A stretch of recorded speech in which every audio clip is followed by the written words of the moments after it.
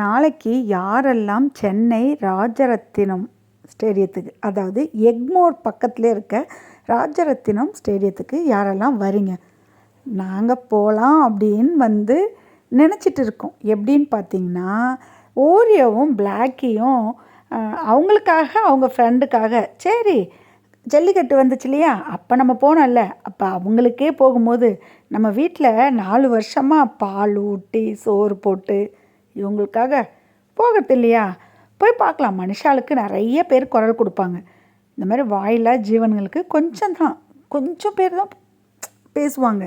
நம்ம பேசினா கூட நம்மளை பைத்தியம்னு சொல்லுவாங்க. உனக்கு வேறு வேலை இல்லையான்னு கேட்குறாங்க, வீட்டில் உள்ளவங்களே கேட்குறாங்க. அதையும் மீறி சரி பார்க்கலாம் அப்படின்ற மாதிரி ஒரு சின்ன யோசனை இருக்குது. நாளைக்கு போகலாமா போகக்கூடாதா, போகிறோமா போகலையான்றது இப்போ வரைக்குமே தெரியல. இருந்தாலும் போகணும்னு நான் சொல்லியாச்சு. டெல்லியில் இருக்க தெருநாய்ங்களுக்கு நம்ம எல்லாருமே ஒரு ஆறுதல் சொல்லுவோமே, பாவம் தானே. என்னன்னா, முன்னாடியே ஷெட்டர் அமைச்சிருக்கணுங்க. கொஞ்சம் கொஞ்சமாக இவங்களை எல்லாரையும் கொண்டு போய் போட்டிருந்துருக்கணும். இப்போ தான் கருதடை பண்ணிங்க. அப்புறம் தெருவில் இருக்க நாயெல்லாம் இட்டு போய் வளர்க்குறாங்க. ஒரு சிலர் இந்த ஷெட்டர் அமைச்சு அரசாங்கத்திட்ட இந்த அது என்னது அப்புறம்லாம் வாங்கி வளர்க்குறாங்க. அதெல்லாம் இருக்குது. இருந்தாலும் தெருவில் இருக்க நாய்ங்களும் கொஞ்சம் தொந்தரவு பண்ணுறாங்க. நான் இல்லைன்னெலாம் சொல்லலை.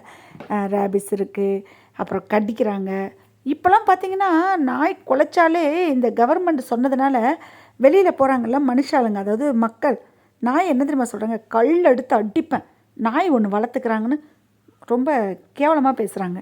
அது யார் கொடுத்த ஒரு வார்த்தைனா, அரசாங்கம் சொன்னதுனால மக்கள் சொல்கிறாங்க.